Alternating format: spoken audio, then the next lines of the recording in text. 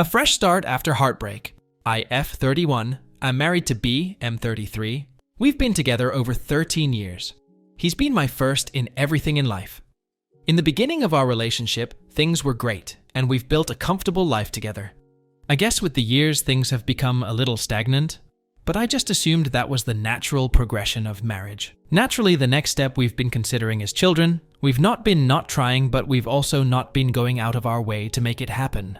However, I am seriously considering going back on contraception because of a new relationship which has begun to unfold. And this is where I need the advice. 6 months ago, a new woman started at my workplace, J, F30. She had come in on a temp role to cover a mat leave.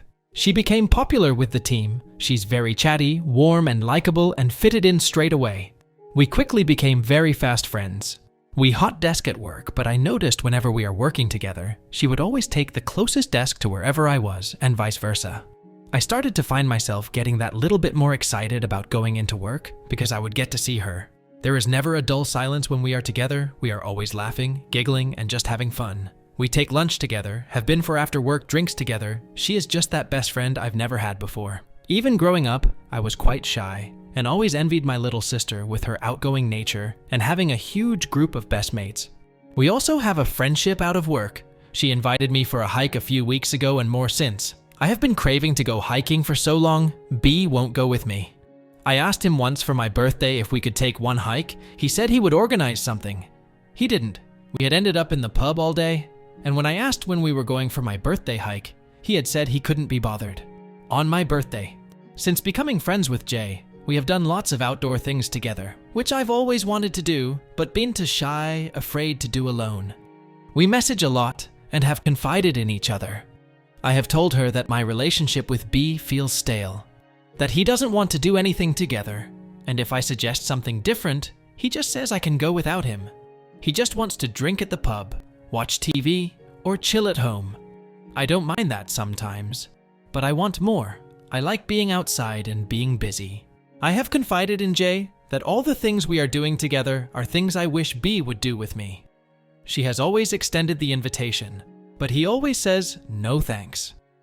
Obviously, as our friendship has deepened, I have found out more about Jay. She returned home after living in Aus for 2.5 years. She was in a pretty serious relationship out there with another woman, K, 29. However, Jay had to return home because her father passed away suddenly. The relationship breakdown was tough for Jay because she had to face the sudden death of her dad, but also finish the relationship with K. I have found myself thinking about Jay more and more, talking about her more and more. One of my friends even made a joke that I have a crush on her. The small group I was with all laughed and agreed. I of course played it off and I felt embarrassed because maybe I had talked about her too much. But it got me asking myself, do I have a crush on Jay? I find myself thinking about her often. I feel those flutters when I am going to work and know I'll get to see her, or get a bit giddy when we are going to meet up. I hug her a little bit longer when we see each other and say goodbye. I get excited when I see she's messaged me. I have even dreamed about her. A couple of weeks ago, it was my birthday. It fell on a Monday, so not a very exciting day granted. I'd already arranged with my parents to see them the following weekend for belated presents, cards. My husband was extremely busy Monday. He had said he had a big meeting on. Anyway, I didn't get an acknowledgement, a card, a text. I went to work. Jay had already arrived, handed me a gift bag, and card inside were some of my favorite chocolates from a handmade place down the road, which is well known I love, also not cheap, and a few other very thoughtful and personalized little things that only someone who knows me would think to get. She even took me for lunch and got me a little cake from my favorite bakery. I didn't tell her about my husband, but when she asked what were his and my plans for the evening, I didn't know what to tell her. I made an excuse and moved on. When I drove home that night, a little part of me had worked up expectation that perhaps he had arranged something special for when I got home. Maybe even a surprise party. I had even stupidly convinced myself this was the case, so much so I was really excited. When I walked through the door, nothing, not a damn thing. He was slobbed in front of the TV drinking a beer. He even had the audacity to say, "You're a bit late, aren't you? What are we having for tea?" Translating to, "What are you going to make?" I told him. "Forget it. I'm going out."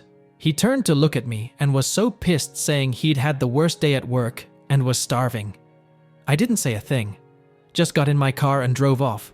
I drove straight to Jay's.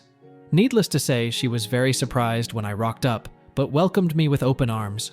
We cracked open a bottle of wine, and she ordered a takeaway, and she got a few giggles out of me once I had calmed down. She didn't badmouth my husband once, just listened. My phone started blowing up. My husband. Apologies. The penny had finally dropped. My mum was also calling, so I put 2 and 2 together in that she had reminded him what day it was. The rest of the week, I was flooded with flowers, gifts from my husband. His way of apologizing. Offers to do the things I enjoy doing. The works. We have the weekend at my parents' to celebrate my belated birthday, but it all feels fake and awkward from him. At some point, the topic of kids gets brought up. My husband proudly exclaims, "It shouldn't be long," and winks around the table. I feel sick, and so here I am. I know I am already emotionally cheating on my husband with Jay, and I don't even feel sorry. The more I think about it, the more I realize how neglectful he has been of me. How I do everything in my power to please him. Make him feel special. Sacrifices I've made to make him happy and valued, and I have had nothing in return for literal years. In the space of a few months, Jay has made me feel more special and wanted than he has in the last 5 years. And without even trying, I think. And if I am being honest, yes, I do have a crush on her. She really does give me butterflies and giddy buzz I have never ever felt in my life. I find I am thinking about her, missing her, when I'm not with her. I feel crazy for feeling this way, but I have never felt like this about anyone ever. I don't know what to do, Reddit. Even if I did split from my husband, there is no guarantee Jay will even feel the same way. I know she is still hurting from her ex, and maybe she just sees me as a friend. Or maybe she has been what I needed to see I deserve more. I sat down and had a conversation with B the next evening. It was a very long night. The long and short of it was, I told him I wasn't happy and why, and that I hadn't been for a very long time. He pretty much deflected everything I had to say. A few of his choice lines included, "Why can't you just be happy? All you do is moan," and referring to the birthday incident, "I've proved how sorry I am. It wasn't that big of a deal." He refused to go back to therapy, saying it was a waste of time and money. I didn't feel like I was getting through at all, and eventually admitted I had started to develop feelings for someone else. He immediately jumped to the conclusion I had slept with someone and went ballistic. He had drunk quite a lot by this point and smashed a few things in anger. To be honest, it frightened me. It took me a long time to convince him I haven't slept with anyone, and when I felt like he was listening to me again, I explained that my feelings had developed purely from someone who was meeting my emotional needs and the needs that he hadn't met for the last 5 years, and listed said examples. I don't know if it was down to the drink, but he got incredibly nasty, calling me names, continued to smash things, accused me of sleeping with people, and then started grabbing stuff of mine and throwing it around, I think to insinuate packing up my stuff to leave. I called my mum to pick me up. My decision was made. I was done. With or without Jay, I was done. I've been staying at my mum's ever since. My family went to retrieve my stuff. B has been blowing up my phone with back and forth of calling me every name under the sun, to begging me to come home and saying he will do whatever it takes. But he told me everything I needed to know within the first 30 minutes of our talk. The last 11 days have felt very surreal, but overall, I am at peace with my decision. My friend is a solicitor and is helping with the legal stuff. So, on to Jay. She has been supportive and kind. I almost told her how I was feeling a few times, but she has had some news herself. Her ex-GF has been trying to reconnect with her to see if they can give it a second go. Jay's ex is offering to come to the UK, or wants them both to go to NZ. I don't really know where Jay's head is at. I do know that she is hesitant for many reasons, whether I'm one of them or not, I don't know.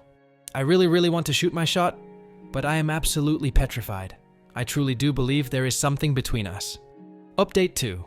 My ex-husband has decided to tell everyone that I am pregnant and that I've destroyed his family. His mum even came to my parents' place to beg me to see reason for her grandchild. I am not pregnant. Never have been. I have avoided social media and rarely use it, but apparently I'm being dragged hard. I really don't care at this point. It will be obvious there is no baby soon enough. I've had lots of support from my friends though, and they have been backing my corner wherever needed. I've also heard that he's been celebrating his freedom from his quote, boring dead marriage. partying hard with lots of photo evidence. I even had a message from an unknown number to say he had slept with a woman or two in Amsterdam on a stag he'd been on a few years ago. Who knows? Seems I'm learning a lot. The messages begging me to come back have also stopped since my running away with the baby escapades. Anyway, enough about him. Oh, and for those of you who are wondering, I am in therapy. Always have been throughout this whole saga. Also, when I told B everything, I had asked him numerous times to please stop drinking because it was important, and he refused. I didn't purposefully wait for him to get drunk beforehand. I digress. Jay invited me for dinner at her place the other night. I haven't seen much of her the last week with all that's been going on, and I had a few days off work to sort some stuff out. So this was the first chance I'd had a proper catch-up with her. I decided to tell her how I felt. In an ideal world, I would have liked to have taken more time to allow things to unfold, organically and over time. I know jumping out of the frying pan and into the fire is not ideal. And yes, I agree, I do need time to figure out who and what I like and am. But time is not on my side at this point, and I do not want to live the rest of my life thinking what if there could have been something with this person. And so, I wrote her a letter. I was extremely nervous, and she could tell. She asked me what was up, and I took a few big gulps of wine and asked her if she would mind if I read something to her. She agreed. My hands were literally shaking, and for some reason, I got really choked up. But I took some deep breaths and got through it.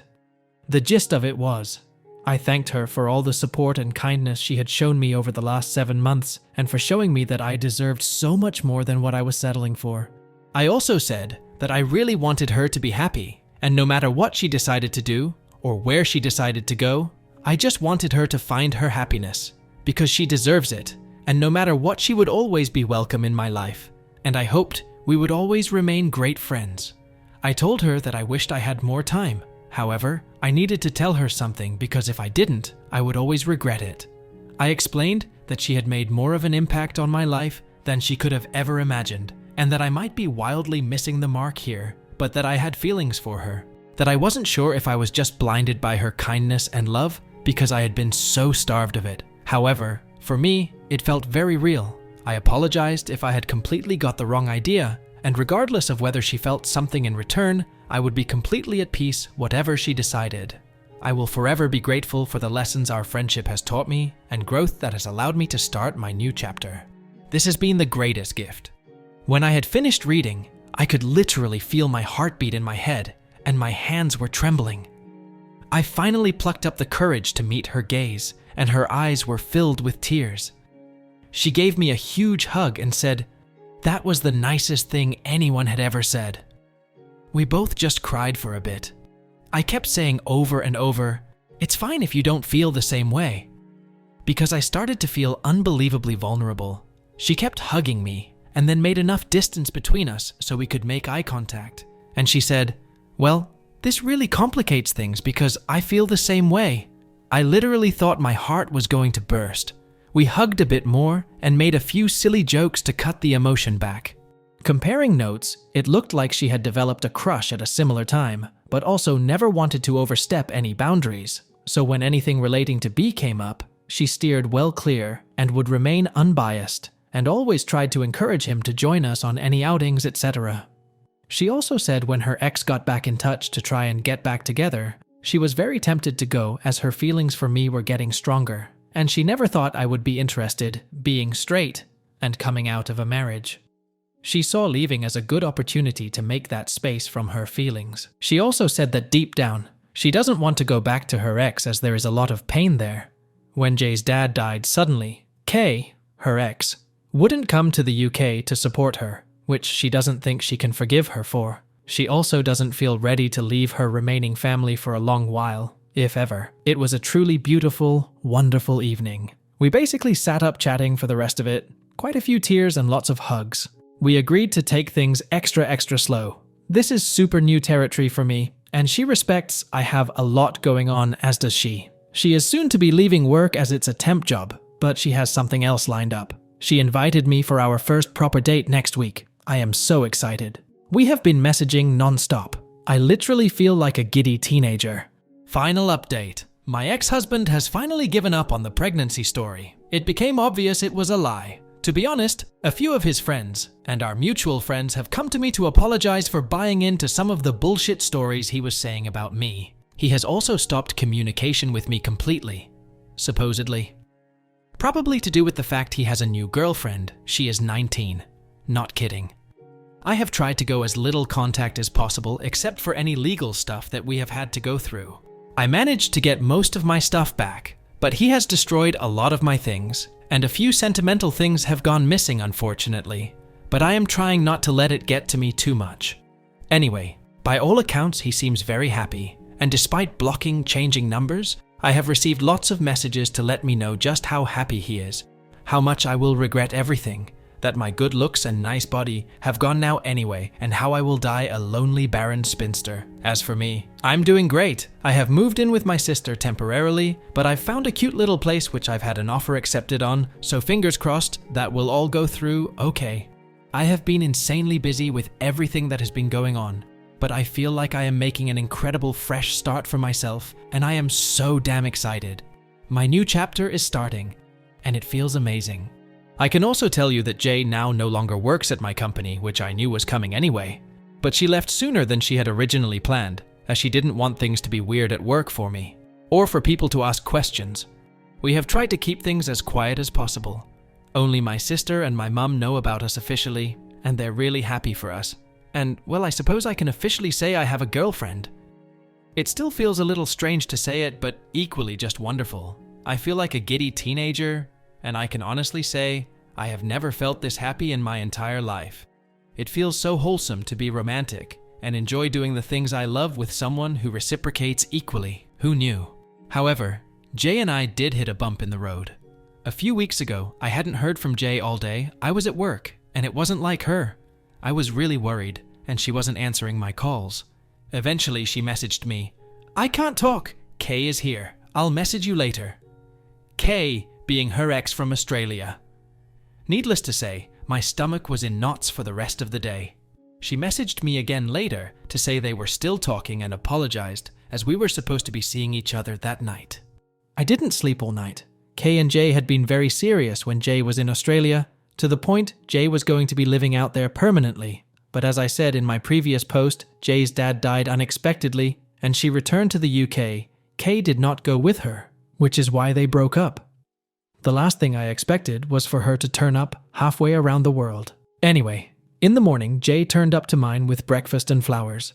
She looked completely, utterly exhausted and drained. She was so apologetic, but also felt confused and blind-sighted.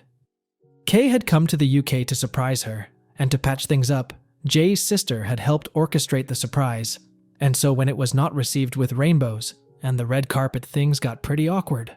Jay said they had basically spent the entire night talking. She said at times it wasn't very nice having to dredge up the painful memory of leaving the life they had built behind to return home alone with her grief and without the person she thought she could count on for anything, flying for 24 hours with a shattered heart from losing her dad and her partner. Jay told her she just can't get over it, and even seeing her face and looking into her eyes brings back that horrendous pain. My heart just broke for her. It really shook her up for a couple of weeks, so I have been staying close to support her in whatever capacity I can. I have also offered to help her with some grief counseling or therapy, which she is also considering.